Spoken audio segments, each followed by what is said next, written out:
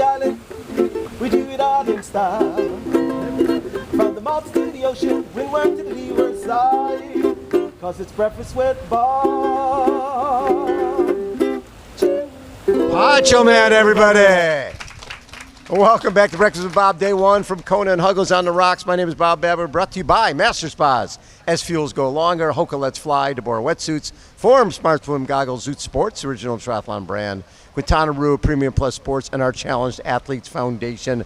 Our next guest, we are so excited to see her without a neck brace on this year. Give it up for Kat Matthews. Thanks for coming. That was like the worst, having you so ready for this race last year and then crashing, what was it, 10 days out, something like that? Yeah, something like that. We'll forget about that. That never happened. Let's talk about this year, because you just got second at 70.3 Worlds. How fun was that? It was pretty fun. Yeah, I had a really great race. I had been training for it. I had been focusing on it, so I've got no caveat that, it's just a fluke race and then I'm on to Kona. So I'm really proud of that result. You should be proud of that result. So in April, let's see, what am I looking at? Oceanside third, right? Ironman Texas, win.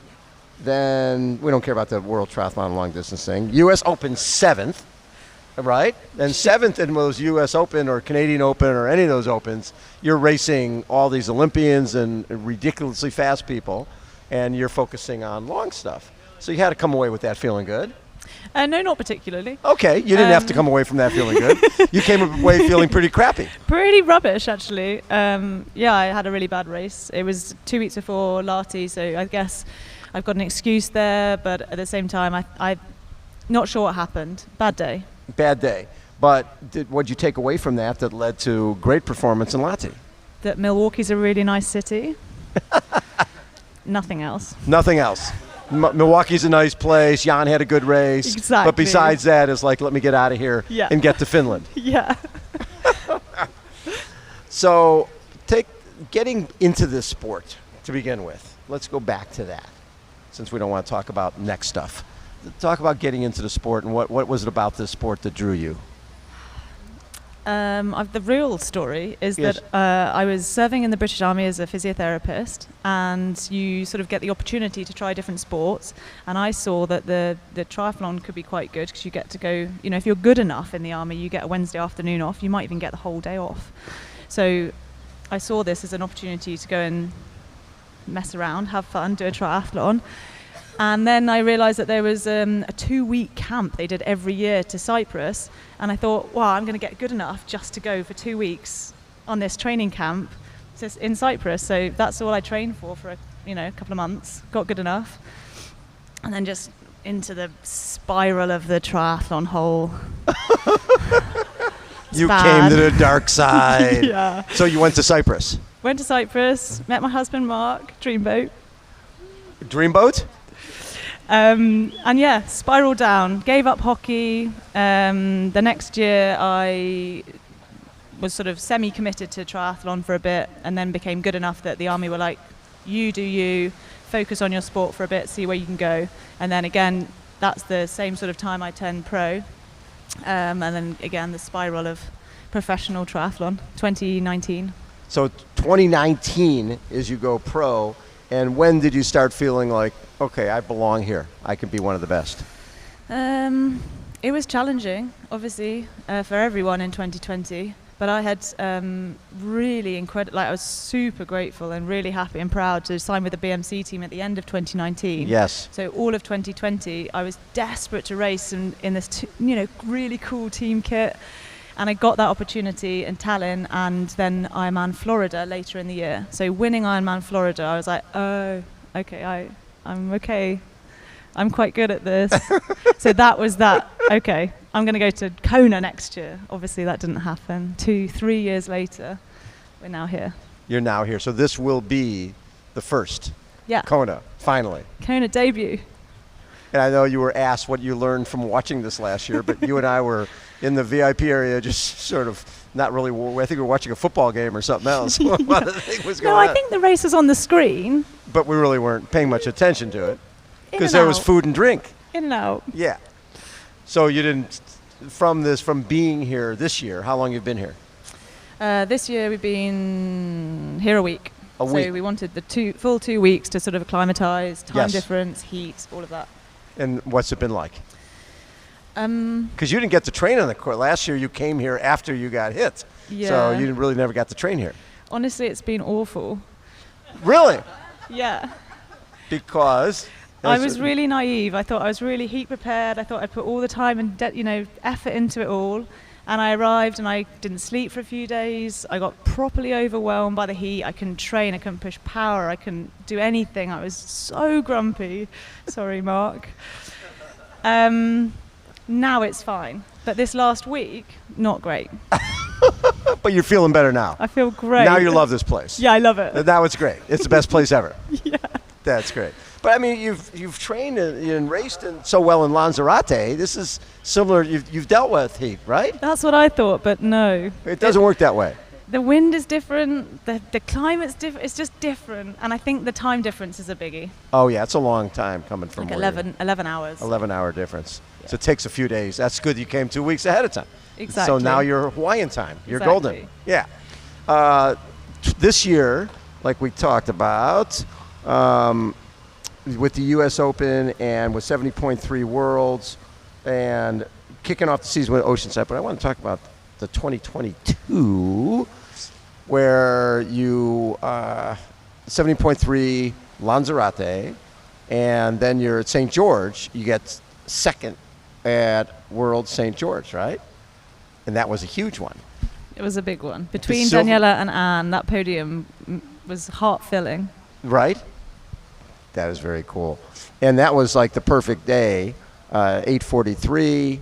And then the other thing that happened last year, which one of my favorite things was a whole sub-8 experience, which was so cool because you're racing one of the legends of the sport. It's Nicola Spirig, 2012 Olympic gold medalist, one of the most decorated triathletes of all time. And it's just the two of you. It's like really no place to hide. And you have to build a whole team, right? For people who don't know about that event, talk a little bit about what it took, because it's more than just racing. I'm sure a lot of that was Mark coordinating, but the coordination is so important.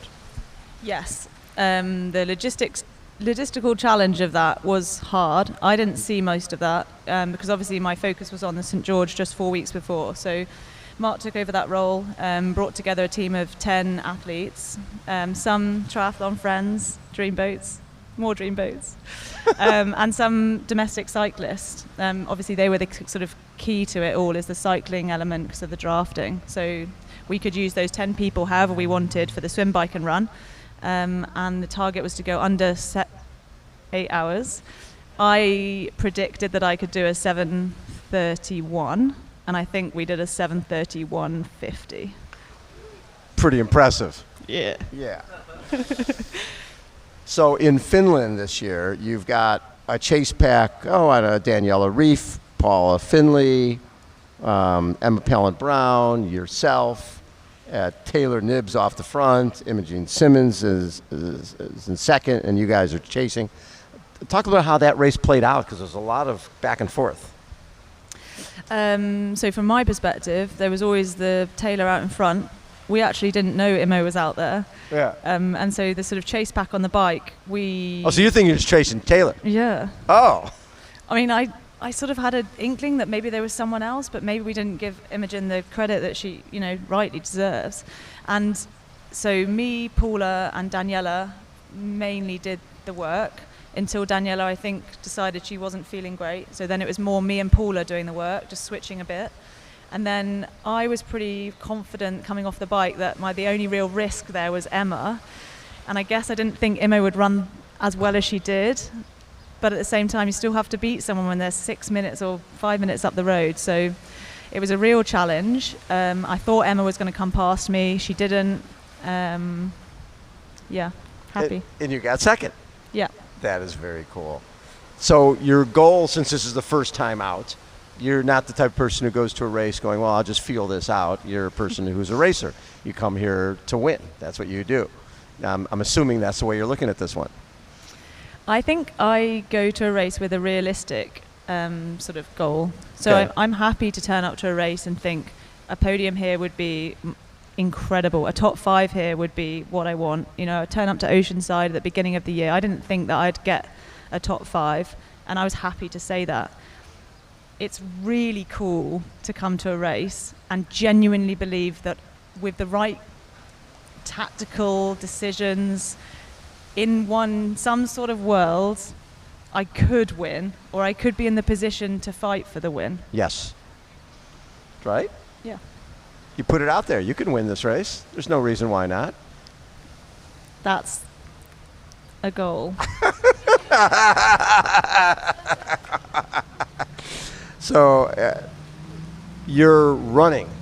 You are one of the premier runners in the sport. Thank you. You are. And this race always comes down to that. Someone's going to have to run a fast marathon here.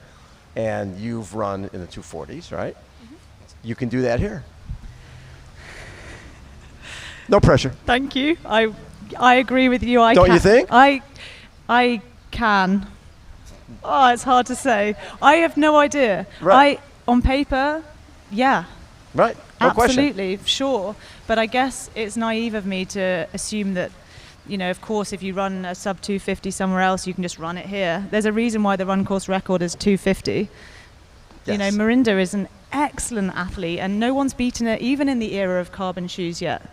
I do think that whoever wins this race will have broken the course record, and I think perhaps even the podium. The whole podium. Yeah.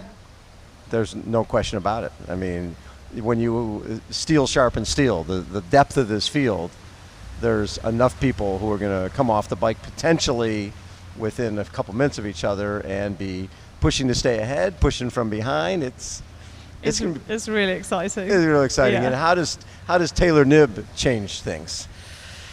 Oh, everyone's asking how Taylor changed things. I guess for me, she probably won't change anything. She'll be out in front, just like Lucy always is. She may or may not affect how Lucy rides, how aggressive she is, or whether she drops off. I don't know. But I think having somebody else in front could encourage people to go harder, perhaps, than they would otherwise, especially Lucy or those who are normally at the front. So I think us, who are slightly further back, will probably not be too affected by the dynamics that Taylor brings. How about a huge round of applause for Kat Matthews? Poncho Man, take us out. We do it all in style. From the mountains to the ocean, windward to the leeward side. Cause it's breakfast with Bob. Thank you, Poncho Man. Oh my God.